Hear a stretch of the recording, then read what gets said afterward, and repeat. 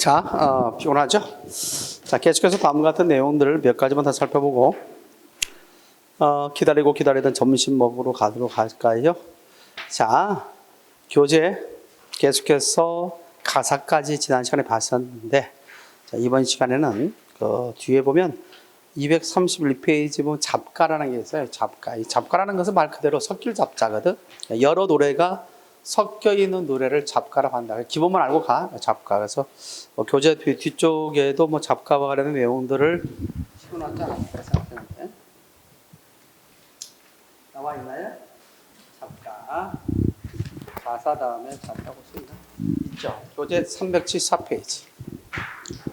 교재 374페이지에 잡가가 있습니다. 자, 이 잡가는 주로 전통사회에서 전성되어 조선 말기에 에서 또는 20세기 초에 형성된 노래가 잡가인데, 보통 우리 잡가 같은 경우는 여러 노래가 섞여 있어요. 그래서 대체적으로 보게 되면 사음보의 미줄자, 사음보의 사사조의 파격 형식을 갖고 있다는 점. 사사조의 사음보의 파격 형식을 갖고 있다는 점 기억하면 되고, 뭐 시조랄지, 뭐 가사랄지, 민요랄지 이런 노래들이 섞여 있는 게 뭐다? 잡가다. 다만 이제 잡가는 아무나 불렀던 노래가 아니라 전문적인 소리꾼에 의해서 불렸다. 보통 우리가 전문적인 소리꾼에 의해서 불려진 노래가 잡가도 있고, 그 다음에 우리가 알고 있는 판소리, 또는 불교에서 부처님을 찬양하는 개성이 있어. 개성을 부르는 사람들도 대체적으로 전문적인 소리꾼에 의해서 불려진다. 다음 중에서 전문적인 소리꾼에 의해서 불려진 노래라 볼 수 없는 거. 지엽적이지만 한번 상식적 차원에서 한번 풀어볼까? 1번 잡가, 2번 민요, 3번 판소리, 4번 개송. 시작. 다음 중 전문적인 소리꾼에 의해서 불려진 노래라 볼 수 없는 것은? 시작. 여러분들은 나는 뭐 부를 수 있잖아. 아리랑 아리랑 부를 수 있는 거 아니야? 도라지 도라지 백도라지 부를 수 있는 거 아니야?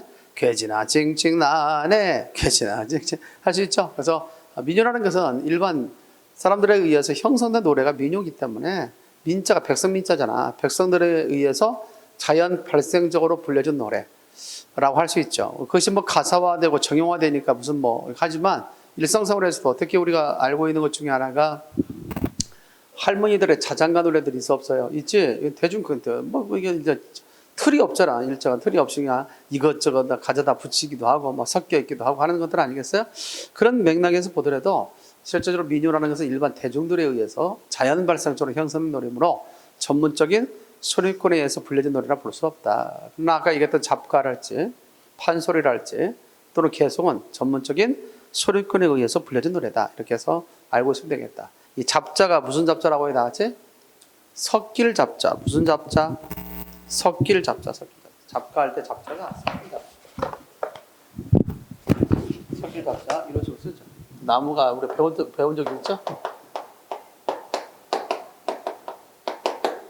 섞일 잡자예요. 섞일 잡자. 그래서 뭐 새들이 아마 나뭇잎 사이에 나뭇잎을 모습 보던 것이고, 그 속에 새들이 모여 있는 모습인데 아마 이새 저새 다 섞여 있겠죠. 그래서 섞일 자, 잡가. 그럼 뭐 잡가는 순수한 노래라기보다는 기존에 있는 시가적 형식을 갖다가 포함한 시조나 뭐 가사나 민요나 이런 것들이 섞여 있는 노래가 잡가다. 하지만 그 노래는 누구에 의해서 불려졌다? 전문적인 소리꾼에 의해서 불려졌고, 이것은 주로 이제 우리나라 전 지역에 골고루 퍼져 있습니다. 그래서 지역적으로 보면 뭐 경기 작가가 있고요, 뭐 남도 작가가 있고요. 주로 이북 지역에서는 서도 작가, 남부 지방에서는 남도 작가, 중부 지방에서는 소위 서울 경기를 중심으로 한 경기 작가. 알겠죠? 이런 노래들이 있었다. 따라서 잡가는 특정 지역에서만 불려졌다. OX. 잡가는 특정 지역에서만 불려졌다. OX. X. 지역적으로 널리 퍼져 있었던 노래다라고 얘기할 수 있을 거고, 특별히 그 중에서 이제 우리가 그 경기잡가는 주로 12작가가 있는데, 12작가 가운데 유산가라는 게 있어. 뭐가 다지? 유산가가 주로 기생들에 의해서 불려진 노래로서 경치가 좋은 곳을 돌아다니며 놀며 거기에 대한 흥취를 노래한 것이 유산가라고 알려져 있습니다. 따라서 다분히 유산가는 유흥적이면서 묘사적 특징을 갖고 있다. 그래서 이제 한번 시험 문제 출제된다면 유산가 정도가 언급되지 않을까라는 형태로서. 자, 잡가는 뭐라고 해요? 다 같이? 조선 후기 평민 계층을 중심으로 형성된 노래로서 여러 노래, 시조나 가사나 민요 등이 섞여 있는 노래로 전문적인 소리구에 의해서 불려졌으며 사사조의 사음보의 불규칙성을 갖고 있다는 것. 그리고 다분히 그 노래가 평민계층 중심으로 형성되다 보니까 그 노래의 내용적인 측면을 보면 상당히 한자가 많이 들어가 있어요. 한자 사용이 많다는 점. 이렇게 한자 사용이 많다는 것은 아무래도 하층 계급에서 창작된 노래에 한자가 많다는 것은 다분히 그런 소위 양반 계층에 대한 어떤 선호, 양반 계층에 대한 어떤 모방, 알겠죠? 뭐 그런 들의 어떤 소위 심리적인 것들이 작용돼서 잡가에는 한자나 한자 사용이 많았다라고 얘기할 수 있습니다. 자기 신분은 낮았지만은 그러나 노래만큼으로 그렇게 표현함으로써 어떤 신분적인 어떤 상승의 어떤 욕구, 알겠지? 그들과 대등하게 보이려는 어떤 욕구, 뭐 이런 것들이 가미가 돼서 잡가에는 한자 사용이 많았다는 사실도 아울러 기억해 두면 될 것 같습니다. 자, 유산가는 그중에 유산가는 어느 잡가라고 해야 하지? 경기잡가, 경기잡가에 12잡가가 있는데 12잡가 가운데 하나가 유산가고, 유산가는 주로 누구에 의해서 불려졌다?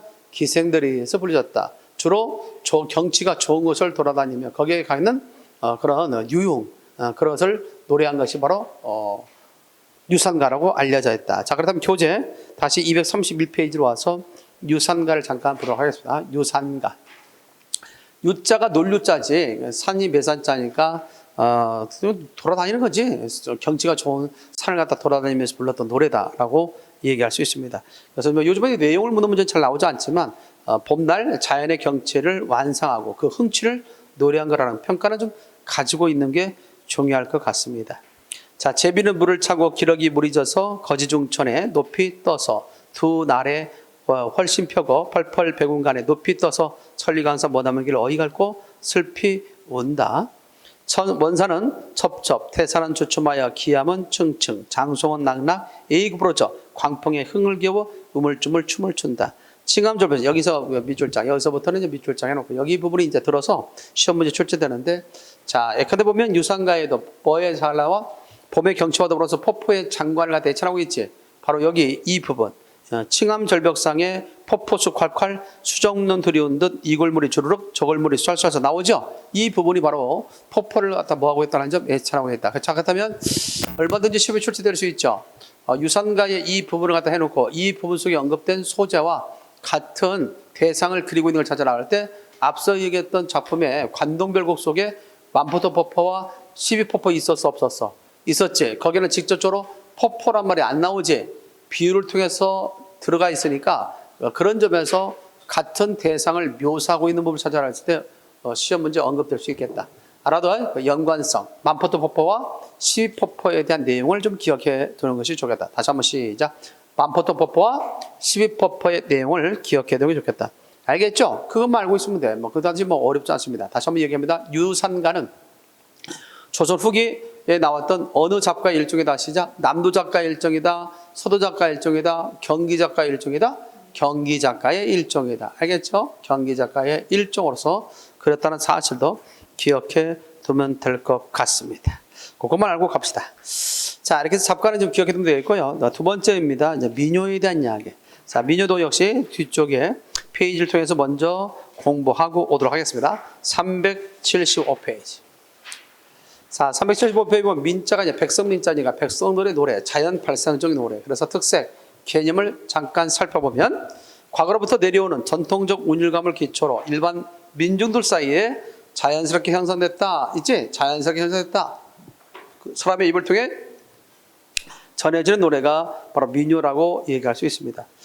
그런 점에서 민요에는 대체적으로 거기도 민족이나 민중 또는 공동체의 그런 희비애환이 잘 담겨져 있는, 다시 말해서 보편적인 감정이 잘 스며들어 있는 것이 바로 민요다라고 할 수 있죠. 자, 민요는 구전문학일까요? 기록문학일까요? 자연 발상적으로 입말로 전해서 입말로 전달되는 구전성이 가장 중요한 특징이 되겠고, 내면적 감정을 주로 토로했다는 점에서 서정성, 그 다음에 주로 민요는 서민들에 의해서 전했다는 점에서 서민성. 그래서 우리가 민요의 가장 대표적인 성질, 특색은 구전성, 서정성, 서민성을 갖고 있다고 하는 거예요. 다시 한번 시작. 구전성, 서정성, 서민성을 갖고 있다는 사실을 좀 기억할 필요가 있다라고 얘기할 수 있습니다. 자, 그런 가운데 다음 같은 내용이 있죠. 민요의 종류가 있습니다. 민요의 종류는 대체로 여러 가지 나올 수 있는데 그 중에 하나가 어떤 목적성에 의해서 어떤 기능적인 측면에서 불려진 노래가 있어요. 그것을 소위 기능요라고 해요. 다 적으라고 한다지 기능요. 자, 기능요는 크게 세 가지가 있습니다. 노동요, 의식요, 그다음 뭐가 있다 같이 유의요. 이 세 가지가 있죠. 그럼 뭐의 목적으로? 노동의 목적으로. 그다음에 어떤 제사나 이런 어떤 의식 있죠. 의식의 목적으로 불려진 노래가 있고 세 번째는 유의요. 그렇죠? 놀 때 불러줬던 노래. 그래서 우리가 기능요에는 크게 몇 가지 유형이 있다? 세 가지 유형이 있다. 세 가지 유형 대박 시작. 첫 번째 노동요, 두 번째 의식요, 세 번째 유의요가 있다라고 할 수 있죠. 그런 점에서 대표적인 노동요에는 논맹이 노래랄지 타작 노래랄지 해녀 노래가 더 있죠. 아무래도 노동할 때 이런 노래를 지어서 부르게 되면 일의 능률성을 좀 더 높일 수 있다라고 합니다. 그렇죠? 박자를 다 맞출 수 있는 것이고 박자 맞춰 모심기 할 때도 상당히 유용하죠. 박자를 갖다 맞춰야 되거든. 그런 점에서 남들은 다 일어섰는데 계속 이게 심고 있으면 안 될 것이고, 알겠죠? 그런 순서를 다 맞추는 그런 측면이 있기 때문에 노동요는 바로 그런 어떤 일의 생산성이랄지 또는 일에 있어서의 그런 어떤 수고로움과 노동에 있어서의 그런 어떤 힘듦이 있어 없어 이것을 달래기 위해서 불렀던 노래가 뭐다? 노동요다라고 얘기할 수 있습니다. 의식요, 제사 지낼 때 불렀던 노래가 있죠. 지신밟기 노래였죠. 상여 노래, 달고지 노래. 그 다음에 유의어로서는 강강술래, 줄다리 노래. 그러면 지엽적이긴 하자. 지엽적인 하나 이런 식의 문제도 나올 수 있겠죠. 지엽적이긴 하나 이런 식의 문제도 나올 수 있다. 어떻게 나올 수 있겠어요? 시험에. 갈라지면 문제다 그랬으니까. 다음 중에서 민요의 성격이 다른 것은 뭐냐? 그랬을 때 1번 강강술래, 2번 지신밟기, 3번 상여 노래, 4번 달고지 노래. 몇 번 나갔지? 거기 나오면 강강술래. 강강술래는 대체적으로 유의어죠. 나머지는 의식요에 속하는 것이고 또 따라서 또 노동요와 의식요와 유의어는 기능요지만 그렇지 않은 노래도 있겠지. 그것을 비기능요. 시작. 비기능요다. 그렇다면 시험 문제 1번 논매기 노래, 2번 지진밟기, 3번 강강술래, 4번 뭐라 나올 수 있을까? 아리랑. 다음 몇 번?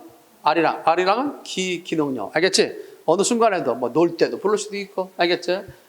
제사 지낼 때도 이거 슬프게 부를 수도 있는 것이고 그러지 않겠습니까? 따라서 이걸 비기능요로 한다. 따라서 비기능요 특정 일과 관련 없이 유흥을 목적으로 부르는 노래였다. 정리됐죠? 다시 한번 정리할까? 민요는 자연 발생적인 그런 노래로서 주로 백성들에 의해서 불려졌다. 구전성과 그다음에 서정성과 그다음에 서민성을 갖고 있는 게 바로 민요였다. 민요는 크게 두 종류로 나올 수 있다. 기능요와 비기능요로 나올 수 있다. 그 기능요는 몇 가지가 있다? 세 가지가 있다. 유의요, 의식요, 노동요가 있다라고 할 수 있죠. 우리는 앞서 배웠던 노래에 하나가 있어. 뭐가 있습니까? 고대가요 가운데 구지가 있어 없어? 있지. 쿠아 약불 현야 있지. 거부가 머리를 듣느라 만약에 약불 현야 드러내지 않는다면 내 너를 뭐하리라? 번잡기가 아니라 구워 먹으리라 있지. 이 노래는 민요의 종류 가운데 어떤 노래와 연관지을 수 있겠습니까? 그 설을 보게 되면 땅을 파면서 불렀던 노래죠. 땅을 판다는 건 뭐다 같이 노동이죠. 그래서 우리나라에 있어서 주술적 노동요에 해당되는 게 구지가야. 그러면서 구지가는 뭐에 가깝고? 노동에 가깝고. 우리가 수업 중에 하지 않았던 걸로 기억나는데 향각 가운데 제망매가 있어 없어? 누이의 죽음을 추모한 노래 있잖아요. 제망매가 있죠. 제망매는 누이의 제삿날에 불렀던 노래다. 그렇다면 뭐예요? 제사 과정에서 불렀던 노래니까 일종의 의식요지. 무슨 요? 의식요. 그래서 제망매가는 민요적 종류로 된다면 뭐에 가깝다? 의식요에 가깝다. 이렇게 정리해 볼 수가 있을 것 같습니다. 됐습니까? 그런 것들만 좀 알고 있으면 되지 않겠나. 이렇게 해서 민요. 자, 그 민요 가운데 경북 경상지방에 전하는 시집살이 노래가 있고요. 이 밖에도 배틀 노래도 있습니다. 민요에 관련돼서 시집살이의 그런 물론 제목을 보니까 뭐에 나왔지? 시집살이의 어떤 노래라는 점에서 일단 애환, 시집살이의 어떤 괴로움과 그다음에 체념을 담고 있는 노래인데 나름대로 이 노래가 도로 시험 문제 잘 나왔던 것 중에 하나가 됩니다. 그래서 그 부분을 중심으로 잘 살펴보도록 할게요. 자, 볼까요? 형님 마저 누가 갈까? 형님, 사촌 형님 있죠? 이때 중요할 것은 호칭어 문제. 그렇죠? 우리가 소위 호칭과 지칭어 있어 없어요? 있죠? 그런 것과 대해서 보면 형님이야. 형님인데 무슨 형님? 사촌 형님. 그렇다면 남편들끼리 서로 뭐다? 사촌 형제라는 거야. 알겠어요? 남편들끼리 뭐다? 사촌 형제. 그래서 둘이가 이제 뭐야? 형님, 동서 관계가 되겠지. 그렇지? 남편의 나이가 더 많은 사람, 자기 남편이 상대방보다 더 많다면 형님이 되겠지. 그렇잖아. 그러면서 그 아내는 나에게도 형님뻘이 되는 거고, 그래서 형님. 자, 형님, 형님, 마지막 누가 갈까? 형님, 동생, 내가 갔지. 형님, 형님, 사촌 형님, 시집살이 어땠던가? 아마 시집을 갔던 형님이 있었던 모양이지. 그래서 그 형님이 이제 오랜만에 친정에 오는 것 같아. 그래서 왔을 때 그 형님에게 물어봅니다. 시집살이 어떻어요? 라고 이렇게 물어봅니다. 어땠을까? 라고 얘기할 수 있죠. 아무래도 결혼을 갖다 하지 않은 사람들의 입장에서 보면 그런 측면이 좀 궁금하기도 하겠지? 시집살이가 어떤지. 그냥 얘야, 그 말 마라. 시집살이, 계집살이. 자, 아주 단적으로 한마디로 제시하고 있지? 계집살이. 시작. 계집살이. 시집살이의 어떤 고달픔을 한마디로 제시해서 계집살이. 우리가 고생을 갖다 한마디로 정리할 때 뭐라고 많이 하지? 집 나가면 개고생. 개란 말 많이 쓰잖아요. 그죠? 개고생이다. 다음 중에서 1번 계집살이, 2번 뭐 개고생, 3번 개고기. 다음 중 개의 의미가 다른 것은 시작. 개고기가 되겠지. 뭐 개고기는 개의 고기니까. 자, 그런 가운데 앞밭에는 당추 심고 뒷밭에는 고추 심어. 자, 당추와 고추. 자, 문학에 있어서 어떤 표현의 어떤 다양성. 문학에 있어서 뭐의 다양성 시작? 표현의 다양성을 엿볼 수 있다. 뭐냐면 똑같은 고추를 쓰지 않고 한쪽은 당추를 쓰고 한쪽은 고추를 썼다는 거지. 그래서 똑같은 말을 반복하지 않는다는 점. 그러면 시험문제 뭐가 나오겠어? 나올 수 있으면 이렇게 나오겠지. 다음 중에서 당추와 고추의 빛을 주려고 이와 같은 표현상의 특징을 보이고 있는 것을 찾아라. 나올 수 있겠지. 그러면 동일한 대상을 다양한 표현을 통해서 표현하고 있는 것을 찾으면 되는 거야. 알겠죠? 똑같은 대상을 똑같은 말을 사용하는 것이 아니라 달리 표현을 통해서 표현의 다양성을 기하고 있다. 정의됐나요? 이런 식으로 문제가 나오면 답할 수 있어야 되겠습니다. 자, 그런 가운데 공투가 좀 맵다 해도 시집살이 더 맵다. 야, 고추빛에서 시집살이의 그런 고달픔과 어려움을 이야기하고 있습니다. 둥글둥글 수박 씻기, 밥 당기도 어렵더라. 아마도 그랬을 것 같아요. 그렇죠? 식구는 많고 쌀은 한정되어 있기 때문에 밥은 그렇게 넉넉하게 하지 못했지. 그럴 때 밥을 갖다 분배하는 것이 얼마나 고달팠을까. 지금도 뭐 어머니 말씀을 들어보면 그런 얘기를 하십니다. 과거에 밥상을 워낙 식구도 많다 보니까 밥을 보고 나면 자기 먹을 밥이 없는 거야. 누가 자기 먹을 밥을 먼저 챙겨놓고 다른 사람의 밥을 갖다가 나누겠습니까? 그렇지 않죠? 순서대로 밥을 다 들고 나면 자기 먹을 것이 없어서 주걱에 묻어있는 밥토를 먹은 적이 있다 할 정도로. 그리고 좀 남은 누룽지만 먹었다는 설도 있고요. 뭐 그런 것들을 많이 했다고 그래요. 처음에 시작했을 때는 우리 할머니가 그 일을 했대. 할머니가. 어머니는 밥을 짓기만 하고 배분을 하지 못했대. 그러다 보니까 사실 또 우리 할머니도 마음씨가 좀 좋았던 모양이야. 할머니는 또 며느리를 좀 챙겨주긴 하는데 넉넉하게 챙겨주지 못했지. 하지만 자기 먹을 밥이 없는 거야. 그래서 지금도 생각하면 우리 할머니가 내 어렸을 때 내가 지켜봤던 우리 할머니는 호리호리했어. 살이 없는, 살이 찌지 않는 호리호리한 모습의 할머니가 지금도 기억이 납니다. 그렇게 어렵게 시집살이 했던 적이 있었다는 것이죠. 자, 그런 가운데 도리소반 수저 넣기도 더 어렵더라. 있지? 얼마나 많아. 식구가 많다 보니까 그만큼 힘들겠죠. 자, 그런 점에서 이 도리도리, 뭐 둥글둥글 다 음악적 효과. 일단 반복한다는 것은 뭘 갖고 있다? 운율적 효과야. 시 같은 데에서 반복은 뭐다 같이? 운율적 효과와 관련됐다. 그렇게 생각하면 되겠습니다. 자, 그리고 얼마나 힘듭니까? 밥 한 번 지려면 오리에서 가서 물을 기르다가 심리 가서 방을 쪄다가 9솥에 불을 떼고 12방에 자리 걷고. 야, 식구 많죠? 대식구임을 알 수 있습니다. 그런 가운데 외나무다리 어렵대야 시아버님 같이 어려우랴. 나뭇잎이 푸르대야 시어머니보다 더 푸르랴. 시아버지의 무슨 새? 호랑새. 여기서부터가 상당히 해학적 표현이야. 시댁 식구들을 새해 빗대서 이야기하고 있습니다.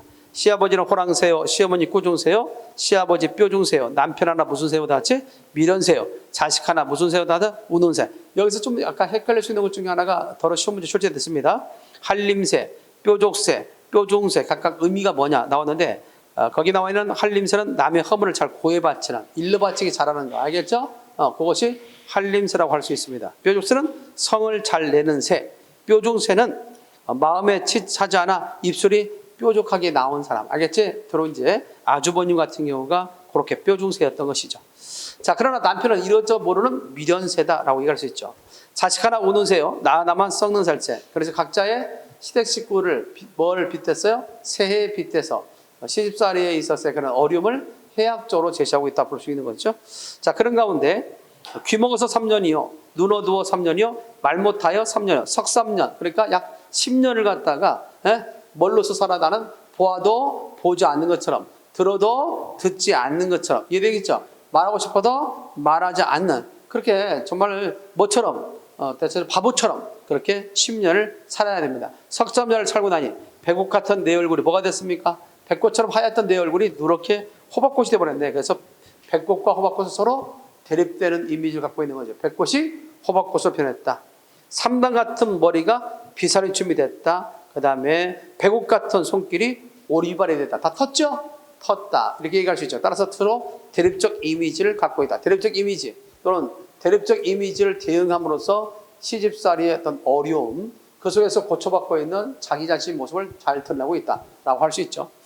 자, 그런 가운데 열세 무명편치 마라 눈물 씻기 다젖었네. 울었던가 말았던가 백에서 머리 이겼네. 생겼네. 배에 뭐가 생겨서 연못이 생겼다는 거죠. 가정법이죠. 아무리 울었다 할지라도 배에게 연못이 생기겠냐고. 그런데 그것도 뭐라고 났지? 이렇게 매일같이 울고 지낼 수밖에 없는, 알겠습니까? 한스럽게 지낼 수밖에 없는, 몰골도 말이 않은 그런 나 같은 존재를 누구라고? 그리고 또 엄마라고. 거유한 쌍, 오리한 쌍이, 쌍쌍이 들어오는. 있어 없어요? 이 거유한 쌍, 오리한 쌍 다 자식을 말하게 된다. 정의됐지요? 나는 뭐가 되고요? 그 베개에서 연못 있죠? 연못에 사는 오리 엄마입니다. 그리고 그 오리가 그래도 엄마라고, 알겠지? 오리 새끼들이 그 연못으로 오는 거죠. 이렇게 한섬 가운데 살아가는 나의 존재. 더 나아가서 뭐가 될 수 있어요? 그런 한섬 속에서도 자식들이 있기 때문에 견디고 살아갔다는 어떤 의미도 될 수 있겠죠. 이게 바로 누구의? 경북 경상지방에 전하고 있는 민요가 되겠습니다. 시집살이 노래. 자, 봉건사회 속에서 보면 뭐 지금에 있어서 많은 양상이 달라졌겠지만 그 당시만 해도 역시 여자들은 이런 부분에 있어서 자유롭지 못했죠. 시집살이와 관련된, 시집살이 예환과 관련된 노래, 우리가 잘 알고 있는 경북 경상지방에 전하는 민요 시집살이 노래를 봤습니다. 그 옆에 있는 배틀 노래는 대체적으로 보면 뭐 그런 측면에서 이해할 수 있겠죠.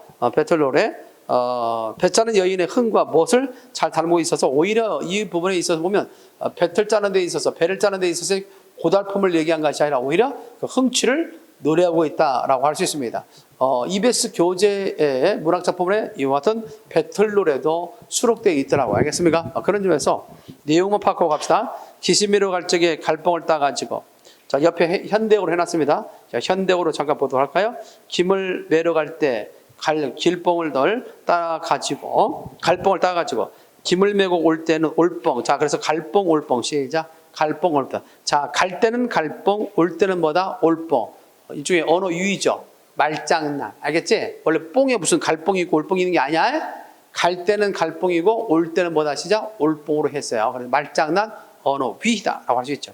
산간방에서 누에 길러 청실홍실 뽑아내서 강릉에 가서 나라 가지고 서울에 가서 메어다가 하늘에다 배틀 놓고 구름 속에 잉하를. 상당히 과장법이 진행되고 있음을 알 수 있습니다. 한경나무로 만든 바디집에 오리나무로 만든 복으로 짜공짜공 짜내어 가지잎과 물고 오라. 백구같이 표백하여 참외같이 옷을 짓고 오이씨같이 예쁘게 벗을 지어 오빠에게 드리고 겹옷과 솜을 지어 부모님께 드리겠네. 상당히 효심마저도 우애마저도 들어있죠. 옷을 기워서 누구에게 주고 오빠도 주고 부모님께도 주고 있습니까? 형제간의 우애와 더불어서 부모에 대한 효심마저도 담겨있는 노래가 바로 배틀 노래다라고 이야기할 수 있겠습니다. 알겠죠? 자, 이런 식의 문제가 2019년도에 나온 적이 있어요. 소방지 9급에 그 밑에 문제 한번 봅시다. 문제.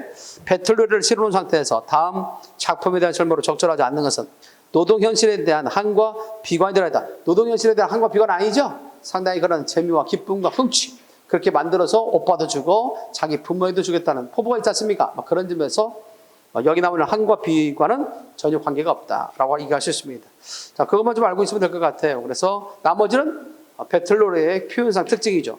대구법과 직위법을 갖다가 표현했다는 점, 사서조의 운율과 언어 유의, 말장난 아까 해산해서 했지. 언어 유의가 말장난이야? 갈뽕, 간다, 갈뽕, 온다, 올뽕 있습니까? 그런 표현도 들어있다는 것을 기억할 수 있겠고요. 화자의 상상력을 바탕으로 과장 등에 뭐해서 거기 삼각방에서 누에를 길러 청실홍실 뽑아내서 강릉에 가서 날아가지고 서울에 가서 메어다가 나오죠. 이런 부분 상다 보면 과장법이 들어가 있음을 확인할 수 있죠. 이렇게 해서 대표적인 민요 가운데 배틀 노래 쉽사리 노래 정도는 알아두는 것이 좋을 것 같다고 생각됩니다. 됐습니까? 자, 그 다음에 이제 마지막으로 볼 수 있는 것 중에 하나가 이제 판소리가 있습니다. 뭐가 있다지? 판소리. 판소리에 시험에 나올 만 하고요. 지난번에 시험 문제도 역시 판소리 소설, 춘향가가 언급이 됐습니다. 춘향가 또는 춘향전이 언급되기 때문에 이 판소리 부분에서는 기본 상식을 좀 기억하고 있는 게 좋겠다. 교재 376페이지.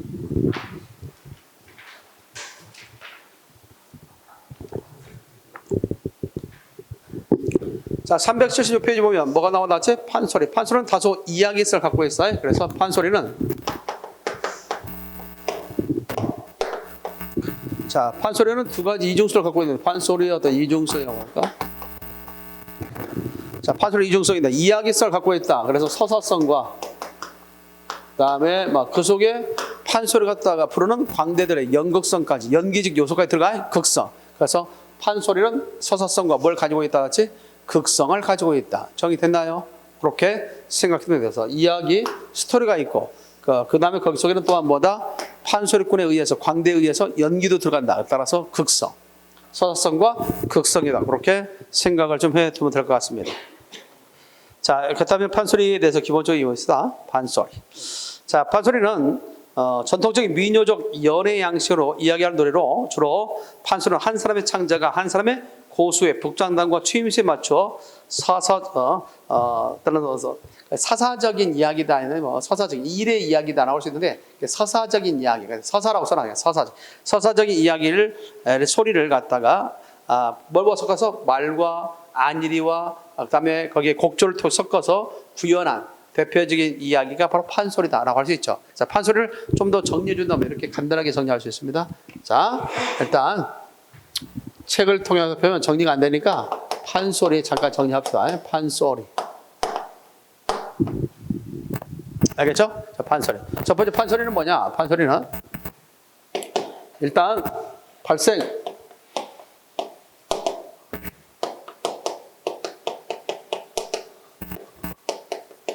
자, 판소리는 발생은 서사 무가에서 발생합니다.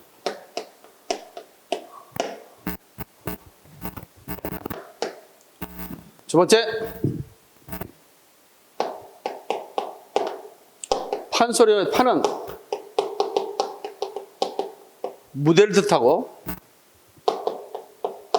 소리는 음악을 뜻한다.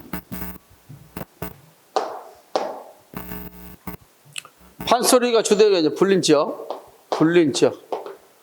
판소리는 앞서 얘기했던 잡가와 달리 주로 호남 지역에서 불렸다. 호남 지방. 특정 지역에서 주로 불렸다. 잡가란 만약에 시험문제 가면 잡가에 대한 설명을 잘못된 건 뭐냐 할 때 잡가는 특정 지역에서 불렸다면 틀려요? 잡가는 서도 잡가, 남도 잡가, 경기 잡가 등 전국적으로 불린 노래지만 판소리는 주로 호남 지방을 중심으로 불려졌다. 이해되겠지? 뭐 하나 더 해? 자, 다음 네 번째.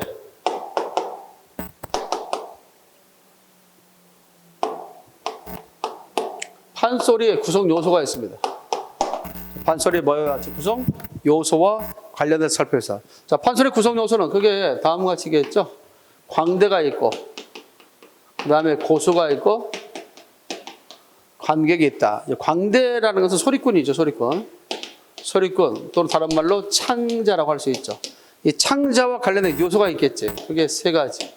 창이 있다. 안일이가 있다. 그 다음에 발림이나 너름새가 있다. 발림이나 너름새. 가 있다. 이렇게 얘기할 수 있죠. 기본적인 것은 알고 있어야 돼. 판소리 하면 막연하게 생각하는 것보다는 이 정도의 기본 상식을 머릿속에 갖고 접근하는 게 좋겠다. 자, 광대, 소리꾼, 창자. 창이 있죠, 창. 창에는 뭐가 있을까? 곡조가 있겠지. 곡조는 느리기도 있고 빠르기도 있겠지. 그렇다면 곡조 가운데 가장 느린 걸 뭐라고 하지? 창에 있어서 가장 느린 것 진양조, 중모리, 그다음에 중중모리, 그다음에 잦은모리, 그다음 마지막 가장 빠른 것이 휘모리가 있다라고 얘기할 수 있습니다. 자, 판소리 가락에 있어서 가장 느린 게 뭐라고 나왔지? 판소리의 가락에 있어서 가장 느린 것이 진양조. 그 다음에 느린 것이 중머리. 다시 쓰면 그 다음에 중중머리. 그 다음에 잦은머리. 가장 빠른 것이 무슨 머리다 다 같이? 휘머리다 라고 할 수 있죠. 따라서 이쪽으로 갈수록 느리기, 이쪽으로 갈수록 빠르기. 알겠죠? 그렇다면 여러분들 질문 던져볼게. 심청이가 인당수에 몸을 던지기 전에 이별의 노래를 합니다. 그랬을 때 그 장면을 부를 때는, 그 상황 속에서 부를 때는 이별의 노래는 어떤 가락으로 불러야 좋을까요? 진양조, 가장 서글플 조. 알겠죠? 그래서 진양조라고 할 수 있죠. 저기 됐나요? 또는 우리 춘향예에서의 이도령과의 이별의 노래를 불러간다. 이별가, 뭐다 시작? 진양조. 할 수 있죠? 이런 식으로 해서 판소리 가락. 가장 느린 것은 진양조. 가장 빠른 건 뭐다 시작? 휴머리다. 아주 급박한 어떤 사건 전개나 상황을 갖다 묘사할 때 뭘 쓴다? 휴머리. 특히 우리가 춘향가에서는 대체적으로 암행어사에 출동이 있어 없어요. 그 장면 속에서 막 사람 골사또들이 어떻게 돼 막 관료들이 도망가는 장면 있죠. 혼비백산에서 그런 것들은 대체로 뭘로 처리한다? 휴머리로 처리한다. 이렇게 볼 수 있을 것입니다. 그래서 판소리 가락과 관련해서 알아두는 것도 괜찮지 않나 생각됩니다. 자, 그 다음에 우리 기억할 안일이. 이 안일이라는 것은 창과 창 도중에 하는 말입니다. 말, 사설. 일종의 안일이 창과 창 도중에 하는 일종의 말로 된 부분은 사설, 안일이다라고 얘기할 수 있겠고, 이 안일을 통해서 뭐 한다? 이완적 효과가 있어요. 이완적. 창을 통해서 이루어졌던 대체적으로 어떤 긴박감이라고 할까?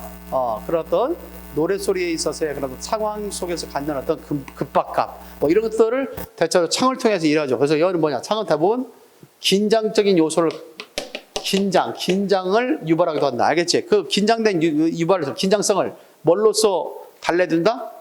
이완, 안일을 통해서 이완한다. 알겠지? 그래서 긴장과 이완의 효과. 됐나요? 창을 통해서 긴장, 그 다음에 안일을 통해서 이완. 됐습니까? 그래서 이완적 효과가 있다라고 할 수 있죠. 자, 그 다음에 말로 발림이나 너름새. 발림이라는 너름새를 할 때 몸 동작이야. 몸짓을 뭐라고 한다? 발림이나 너름새라고 한다라고 얘기할 수 있습니다. 이것이 전부 다 뭐와 관련됐다? 창자와 관련됐다. 고수와 관계하는 것은 뭐가 있어요? 흥을 돋우는 소리. 무슨 새? 시작. 추임새. 추임새를 한다. 여러분들이 수업 중에 하는 추임새는 내가 묻는 말에 대답을 해주는 거죠. 그것이 바로 추임새라고 얘기할 수 있습니다. 자, 이렇게 할 수 있죠. 나는 광대. 여러분들은 뭐다 시죠? 관계. 그 관객이 해야 할 일은 다 같이 추임새. 알겠죠? 이런 식으로 잘 해줘야 되겠다. 그렇다면 여러분들 질문 던져볼게. 갈라지면 문제니까 상식선에서 한번 답을 맞춰보기로 합니다. 다음 중에서 창자와 관련이 없는 것은 1번 소리, 2번 안일이, 3번 너름새, 4번 추임새. 시작. 추임새지. 추임새는 창자와 관련된 것이 아니라 고수나 관객과 관련된 거지. 알겠죠? 수업에 대한 집중력 테스트라고 볼 수 있겠습니다. 자, 그거 좀 기억을 좀 해두면 될 것 같고요. 특별히 거기 교재 377페이지 봐봐. 377페이지 봤습니까?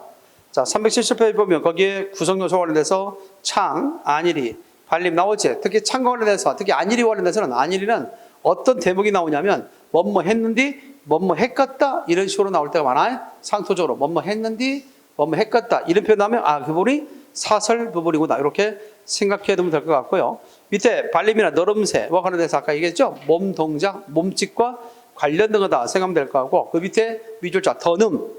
광대가 창작하에 섭입한 마디라 있지. 그러니까 스스로부터 제수받은 내용보다, 계승한 내용보다 자기가 가장 잘할 수 있는 부분을 좀 더 확장해서 부를 수 있겠지. 그걸 더 넣음이라고 그래. 전라도 말로 더 넣는다. 원칙적으로는 더 넣는다지. 더 넣는다의 의미가 더 넣음이란 뜻이야. 알겠죠? 다시 한번 얘기합니다. 스스로부터 전수받은 내용보다 자기 자신이 잘하는 부분이 있을 거 아니야. 자기 자신이 잘하는 부분을 좀 더 확장해서 부르겠지. 그걸 뭐라고 한다? 같이 더 넣음이다 라고 얘기할 수 있습니다.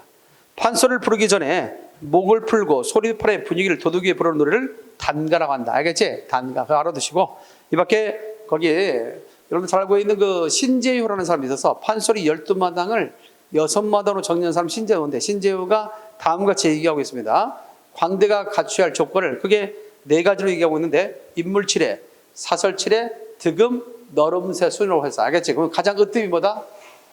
아무리 노래를 잘해도 뭐해? 인물이 이뻐야지. 알겠습니까? 그래서 인물치레. 요즘도 많이 있죠? 요즘도 그런 어떤 것들이 적용되는 것 같아. 그래서 일단 얼굴이 예뻐야 돼. 두 번째, 말답이 좋아야 돼. 요즘에 있어서는 가수들 뭐도 좋아해야 돼. 예능 프로그램 많이 나오지. 예능 프로그램 나와서 뭐해? 이야기 잘하지. 이야기 잘하는 사람이 뜨는 거야. 그래서 인물도 좋고 이야기도 잘해. 그러니까 세 번째가 뭐겠어, 다 같이? 득음이야. 그래도 뭐니 뭐니 해도 가수는 또 뭘 해야 돼? 노래를 잘해야지. 얼굴만 이쁘고 이 얘기만 잘하면 뭐돼? 노래가 받쳐줘야 앞에 것이 빛나지. 그래 안 그래요? 자, 마지막 네 번째는 뭐다 같이? 너름새, 연기와 관련해서. 알겠지? 너름새는 뭐다 같이? 연기. 요즘에 그 가수들 가운데도 연기하는 사람들이 있어 없어요? 있지? 이런 것들. 그러나 이 중에서도 가장 으뜸이 뭐다 같이? 인물치레다, 인물치레. 얼굴이 반반해야 된다. 뭐 이렇게 얘기하고 있었습니다. 그래서 판소리 12마다 6마다 정리했던 신재우에서 정의됐다라고 얘기할 수 있습니다. 자, 그러면 하나 밑줄 잘 해라. 376페이지. 376페이지 보면 그거 밑줄 해라. 자, 거기 보면 거기 판소리의 특징과 관련해서 그 밑줄 해놔. 주제의 양면성 밑줄 자. 주제의 양면성. 주제의 양면성 부분에 밑줄 쫙 해놓으시기 바랍니다. 자, 대체로 판소리의 겉주제는 뭐냐? 당시가 유교사였기 때문에 유교적 이념을 바탕으로 내용이 많고 이면 속에는 서민들의 비판 정신이 잘 스며들어 있습니다. 예를 들어서 춘향이 있죠. 춘향의 표면적 주제는 당시가 유교사회로서 여성의 정절을 강조하고 있어요. 여성이 뭘 강조하고 있다 같이? 정절을 강조하고 있다. 여성의 뭘 강조하고 있다? 정절을 강조하고 있다. 하지만 그 이면은 뭐다? 인간 평등이라는 사상이 내재되어 있다는 거예요. 너도 나나 무슨 신분이 있어. 인간으로서 똑같은 거지. 이런 의미가 있다는 거예요. 또한 항복을 보면 겉으로 드러난 주제는 유교적 이념과 더불어 형제간의 우애죠. 하지만 그 밑에 있는 이면의 주제는 빈민층과 그다음에 지주층에 대한 뭐다 같이 갈등이 내재되어 있다. 이런 것들을 들춰내서 시험 문제 출제될 수 있으니까 그 부분도 좀 알아두는 게 좋을 것 같다라는 생각이 들어요. 알겠죠? 자, 그러면서 교재 몇 페이지로 가자? 300 몇 페이지냐? 78페이지. 몇 페이지? 378페이지 표를 봐요. 자, 378페이지 보면 이런 말이 나오거든. 거기 보면 밑에 판소리 12마당과 6마당이 있어 없어요? 있지? 자, 판소리 12마당을 6마당으로 정리한 사람이 누구라고 해야 되지? 신재효가 된다고. 알겠지? 그래서 12마당에 속하지 않는 것은 12마당에 속하는 것. 뭐 그런 문제는 좀 덜 나왔고 6마당에 대한 언급은 있었어. 몇 마당?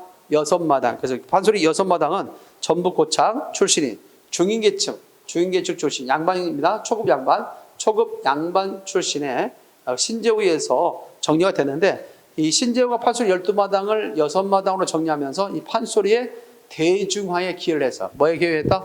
판소리화의 대중화에 기여했지만 다소 아쉬운 것은 판소리를 옮겨 적으면서 양반의 입김에 맞는 양반의 구미에 맞는 것으로 고치다 보니까 판소리의 원형이 훼손됐다. 알겠죠? 따라서 신조가 판소리 12마당을 6마당으로 정리하면서 가는 장점도 있고 단점도 있어요. 장점은 판소리를 대중화시켰다는 점에서 장점이 있어. 그러나 판소리의 원형을 깼다는 점에서 단점도 지니고 있다. 정리됐죠? 자, 그렇다면 신재우가 정리한 판소리 6마당이 뭐가 있느냐? 거기 보니까 춘향가, 흥부가, 심청가, 토끼타령, 적벽가, 병광새 타령이 있다. 있습니까? 이 중에서 자꾸 이 병광새 타령은 여러분들 다 알다시피 내용적 측면이 상당히 19금이죠. 가로지기 타령이라고 일명 부르기도 하고 병광새 타령이라고 하잖아. 자, 그런데 이 부분이 다 19금이야. 그러다 보니까 자꾸 저작거리 댁에서 불려줄 때 삼갈 때가 많겠죠. 부르기가 곤란할 때가 많았겠지. 그러다 보니까 점점 사람들이 꺼리게 됐고 광대가 꺼리다 보니까 없어져 버렸어요. 따라서 오늘날에 있어서 판소리 12마당 가운데 몇 마당만 불리고 있다? 6마당만 불리고 있다. OX? X 6마당 가운데 뭘 뺀? 병광새 타락을 뺀 5마당만 현재 전하고 있다. 알겠지? 판소리 12마당을 정리한 12마당을 6마당으로 정리한 사람은 신재우인데 신재우가 정리한 6마당 온전히 다 불려주고 있다. OX? X. 그중 5마당만 불려주고 있다. 불리지 않는 노래 병광새 타령이 있다 정도는 알고 있으면 될 것 같다는 생각이 듭니다. 알겠죠? 그런 맥락에서 여러분들 교재 다시 원위 취해서 235페이지 이번에 시험 문제도 역시 춘향가가 나왔는데 그 부분 하나 살피고 점심 먹으러 가도록 하겠습니다. 알겠지? 춘향가 시작. 춘향가. 안일이는 사설이야? 안일이 사설. 그래서 가끔 거기 안일의 부분이 있죠. 거기다 가로 열고 이 안에 들어갈 말로 알맞으면 나올 수 있겠지. 예. 옛날에 좀 더 어려웠던 문제, 10년 전 문제에는 그 안일이 중물이 안일이 있죠. 이 안에 들어갈 말로 순서대로 알맞게 짝지어라. 판소리 가락마저도 묻는 문제 나왔지만 요즘은 그 가락을 묻는 문제를 거의 안 나옵니다. 알겠지? 그러니까 걱정 말고 그냥 가장 느린 것이 뭐라는 점, 진양조라는 점, 가장 빠른 것이 뭐라는 점, 휴몰이라는 점, 그 정도만 알고 있으면 될 것 같아요. 그 중에 이 안일이 부분이 더러 시험에 잘 나왔는데 한번 봐봐요. 춘향 듣거라. 너는 일개 천기의 자식으로 관장, 발악, 관정의 뜰에서 자신의 주장을 내세우는 거야. 관장, 발악을 갖다 하고 관장에게 능욕을 잘하다니 그리하고 네 어찌 살기를 바랄까. 아려라. 절행에도 상하가 있어. 명백하신 수의사또 여기서부터 아려라 하죠. 누가? 수의사또가. 그 다음에 절행 있지. 여기서부터는 춘향이가. 절행, 절개의 행동에도 상하가 있어. 명백하신 수의사또 별반 다를 바가 없어. 통초가 없어서 그러면 내가 일정한 지하비를 섬겼을까? 누가 한 말이야? 수의사또가. 이부를 섬긴다. 누가 있어? 춘향이가. 알겠죠? 이부를 섬긴다. 자, 이부를 섬기고 어찌? 이부. 자, 위에 이부와 밑에 이부를 같아 다르다? 다르다. 근데도 불구하고 언어 유의, 말장난하고 있다. 나는 이씨 지하비를 섬기겠다. 그게 이부라고 했는데, 네. 수의사또는 두 사람의 지하비를 섬겼다는 말로 이해하고 있지. 이게 일종의 말꼬리 잡기, 말장난이었다라고 이해할 수 있습니다.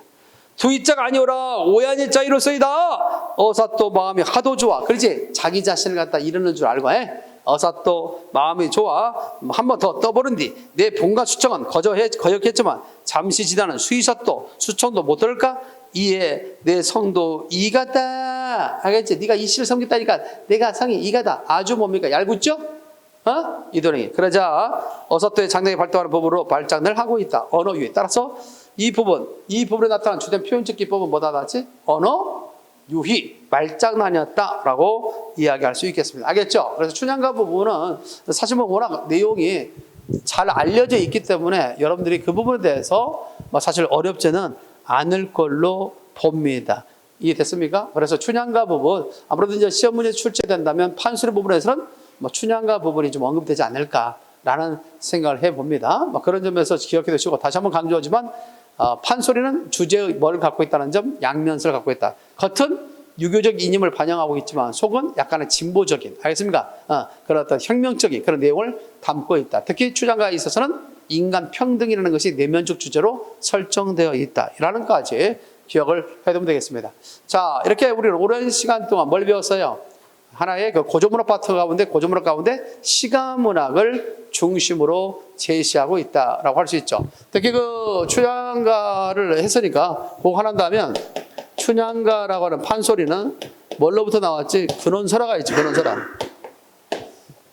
설화로부터 나왔다. 뭘로부터 나왔다 같이? 설화. 춘향가의 대표인 근원설화가 뭐가 있을까요? 원래 못생긴 여자였지. 그래서 남원꼴 추녀설화. 남원꼴 추녀설화. 그리고 그 귀신이 그 원통함을 갖다가 결국 펴는 거죠. 그래서 신원설화라고 그래. 신원설화. 원통함을 편다 해서 신원설화. 신원설화라고 할 수 있고 또 못생긴 여자가 죽은 고개와 관련된 설화. 그래서 박색고개설화. 박색고개설화. 남은꼴 추녀설화, 신원설화 또는 박색고개설화 또는 자꾸 그 변사또가 춘향이로 하여금 수청을 들게 하죠. 그래서 이걸 뭐라고 하냐면 관탈민녀설화. 관직을 갖는 자가 일반 백성집의 딸을 갖다가 겁탈한다. 그래서 관탈민녀설화다 이렇게 얘기할 수 있어요. 백성의 딸을 갖다가 일반 백성의 딸을 갖다가 관직을 갖고 있는 자가 뭐한다? 뺏는다니까 관탈민녀설화. 이것도 전부 다 뭐 하려 됐지? 춘향전의 근원설화, 춘향가의 근원설화다. 또는 거기는 또 누가 했어? 아명어사가 있잖아. 박문수 있어 없어요? 박문수 아명어사 설화. 아명어사 설화다. 따라서 이런 것들이 전부 다 뭐의 근원설화다? 춘향가의 근원설화가 된다. 그러다 보니까 시험 문제 뭐가 나올 수 있어? 갈라지면 문제다. 다음 위 작품과 관련된 근원설화라 볼 수 없는 것은 1번 박색고개 설화, 2번 남은꼴 추녀설화, 3번 아명어사 설화, 4번 방위설화. 하면 방위설화는 앞서 제시됐던 작품 흥부가 있지. 흥부가에 있어서의 근원설화가 방위설화가 된다. 따라서 그런 식의 문제가 자주 나오는 건 아니지만 일단 판소리가 나왔으니까 상식적 차원에서 알아두고 판소리 12마당을 6마당으로 정리한 사람 누구다 같이? 신재호라는 거예요. 그 다음에 6마당에 들지 않는 것 중에 대표적인 것이 뭐다? 병관사타령. 따라서 오늘날 현존 불려주고 있는 것은 5마당만 불려주고 있다. 이런 정도의 내용. 그 다음에 판소리의 구성 요소 있지? 창자와 고수와 관계, 또 창자와 관련된 것, 또 고수와 관계 관련돼서 추임새까지 이런 기본적인 것, 진양지로부터 시작해서 휴무리까지 판소리 가락 이 정도는 판소리와 관련돼서 상식으로 좀 갖고 있으면 되겠다라고 생각합니다. 자, 다시 한번 얘기하지만 오랜 시간 동안 우리는 시가문학에 대해서 살펴봤어요. 다음 시간에 서사문학에 대한 일부 내용만 하면 고전문학은 마무리가 될 거다. 알겠죠? 그래서 오후 시간에도 서사문학 있죠? 서사문학까지 마무리한 다음에 1시간 정도만 한절 하도록 하겠습니다. 알겠습니까? 자, 점심 맛있게 드시고 2시에 다시 이 자리로 오시기 바랍니다. 수고했습니다.